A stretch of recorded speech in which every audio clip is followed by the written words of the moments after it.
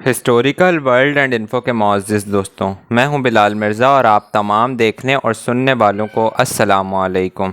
ناظرین گرامی، حضور صلی اللہ علیہ وآلہ وسلم کے دور میں کچھ عرب ایک یہودی عالم کے پاس گئے اور اس سے کہا کہ حضور صلی اللہ علیہ وآلہ وسلم سے ایسا کون سا سوال کیا جائے کہ ان کے نبی ہونے کی حقیقت واضح ہو جائے۔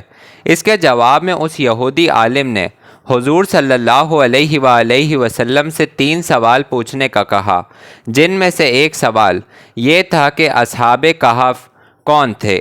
لہٰذا اللہ تعالیٰ نے اپنے محبوب حضور صلی اللہ علیہ وآلہ وسلم کو اس کا جواب قرآن پاک کی سورہ کہف کے اندر مکمل وضاحت کے ساتھ بیان فرمایا۔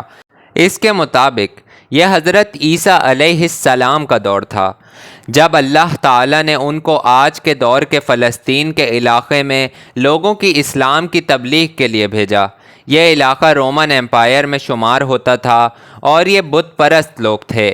یہاں ایک یہودی بادشاہ کی حکمرانی تھی جو رومن امپائر کے ماتحت ہی کام کر رہا تھا۔ جب حضرت عیسیٰ علیہ السلام نے یہاں تبلیغ شروع کی تو رومی لوگ آپ کے مخالف ہو گئے اور آپ کو گرفتار کر کے سولی پر لٹکانا چاہا، مگر اللہ تعالیٰ کے حکم سے آپ کو زندہ آسمان پر اٹھا لیا گیا۔ اس واقعے کے کچھ عرصے بعد یہودی لوگوں نے رومی حکومت کے خلاف بغاوت کر دی، لہٰذا اس کے رد عمل میں رومی بادشاہ نے یروشلم اور فلسطین پر حملہ کر کے اسے مکمل تباہ کر دیا، حتیٰ کہ بیت المقدس کو بھی اس نے مکمل تباہ کر دیا۔ اس دوران اس نے 1.5 لاکھ یہودیوں کو قتل کر دیا۔ جو بچے کچے یہودی یہاں رہ گئے تھے وہ جان بچا کر فلسطین سے نکل گئے، اور یوں صرف عیسائی لوگ جو حضرت عیسیٰ علیہ السلام کے ماننے والے تھے، ان کی تعلیمات کے پیروکار تھے، صرف وہ ہی فلسطین میں موجود رہ گئے۔ دوستوں، اس دور میں دقیانوس نام کے بادشاہ کی حکومت تھی جو کہ رومی تھا اور بت پرست تھا، لہٰذا اس کی حکومت میں موجود عیسائی لوگوں پر اس نے ظلم و ستم کرنا شروع کر دیا، یہاں تک کہ حضرت عیسیٰ علیہ السلام کے ماننے والوں یا ان کے چند نوجوان حواریوں کو ایک روز اس نے اپنے دربار میں بلا لیا اور ان سے کہا کہ میں تمہیں چند روز کی مہلت دیتا ہوں کہ تم اپنے نئے دین یعنی عیسائیت سے باز آ جاؤ، ورنہ میں تمہیں قتل کروا دوں گا۔ دوستوں، حضرت عیسیٰ علیہ السلام کے یہ پیروکار، یہ نوجوان دراصل اصحاب کہف تھے، جن کے واقعے کا ذکر قرآن پاک کی سورہ کہف میں تفصیل کے ساتھ موجود ہے۔ ان نوجوانوں نے جب یہ دھمکی سنی تو شدید پریشان ہوئے، کیونکہ وہ بادشاہ سے لڑنے کی ہمت نہیں رکھتے تھے، نہ ہی اس شہر میں رہ کر عیسائی تعلیمات جاری رکھ سکتے تھے، ورنہ بادشاہ یقیناً ان کو قتل کروا دیتا۔ لہٰذا انہوں نے شہر چھوڑ کر کہیں چلے جانے کا فیصلہ کر لیا اور خدا کی ذات پر بھروسہ کر کے شہر سے نکل گئے، یہاں تک کہ وہ ایک پہاڑ کی غار میں داخل ہو گئے اور اسی غار میں سو گئے، اور سوتے سوتے ان پر 300 سال کا عرصہ بیت گیا، یعنی 300 برس تک یہ لوگ اسی غار میں سوتے رہے۔ دقیانوس نے جب ان لوگوں کو تلاش کروایا تو معلوم ہوا کہ یہ لوگ اس غار کے اندر موجود ہیں، تو وہ بے حد غضب کا شکار ہوا، لہٰذا اس نے غصے میں آ کر حکم دیا کہ غار کو ایک بھاری دیوار سے بند کر دیا جائے تاکہ یہ لوگ اسی غار میں مر جائیں اور کبھی باہر نہ آ سکیں۔ بادشاہ نے جس شخص کے ذمے یہ کام لگایا وہ بہت نیک اور ایماندار آدمی تھا۔ اس نے اصحاب کہف کا نام، تعداد اور پورا واقعہ ایک تختی پر لکھوا کر دیواروں کی بنیاد میں رکھ دیا، اور اسی طرح کی ایک اور تختی شاہی خزانے میں بھی جمع کروا دی۔ اس 300 سال کے عرصے کے دوران دقیانوس مر گیا اور کئی بادشاہ آئے اور کئی حکومتیں آ کر چلی گئیں، یہاں تک کہ 300 عیسوی میں رومن امپائر نے بھی عیسائیت اختیار کر لی۔ اس زمانے کے بعد یعنی 446 عیسوی میں بیدروس نامی بادشاہ کی حکومت آئی، جو کہ ایک نیک دل اور انصاف پسند بادشاہ تھا، اور اس نے 58 سال تک شان و شوکت سے حکومت کی۔ اس کے دور میں لوگ مذہب سے دوری اختیار کرنے لگے۔ بادشاہ یہ دیکھ کر سخت رنجیدہ ہوا اور ایک کمرے میں جا کر بند ہو گیا اور خدا سے دعا کرنے لگا، اے خدا، کوئی ایسی نشانی پیدا فرما کہ میری قوم کا ایمان پھر سے تازہ ہو جائے، انہیں قیامت کا اور مرنے کے بعد دوبارہ زندہ ہونے کا اور خدا کے موجود ہونے کا یقین آ جائے۔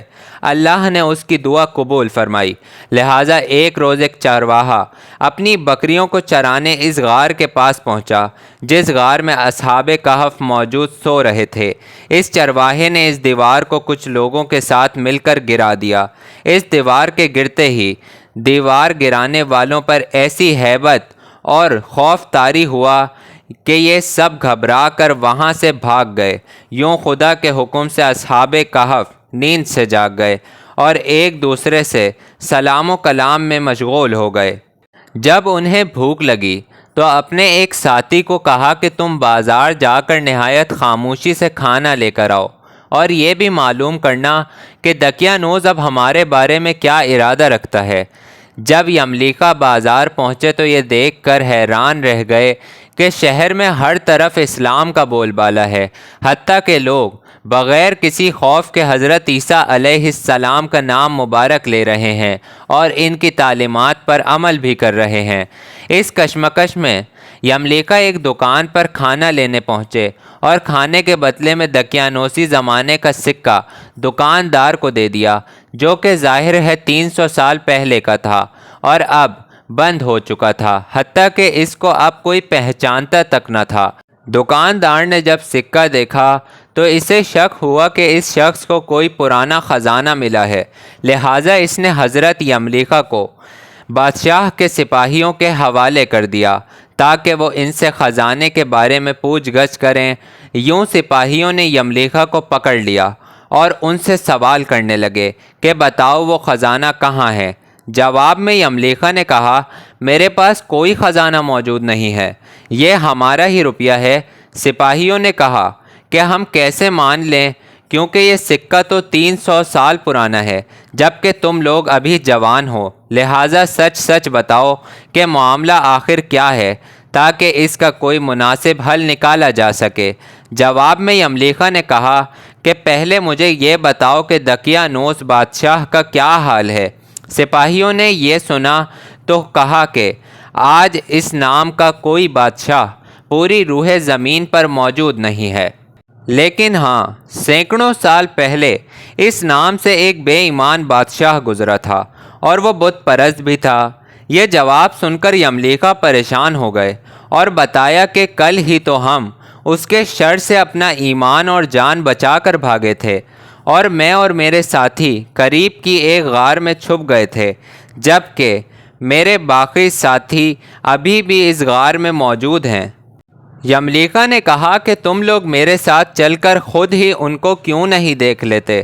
جب سپاہی اور شہر کے لوگ ایک کثیر تعداد میں اس غار کے پاس پہنچے تو اصحاب کہف یملیکا کے انتظار میں تھے کہ انہوں نے آنے میں بہت دیر کر دی اور انہیں بادشاہ نے گرفتار نہ کروا دیا ہو۔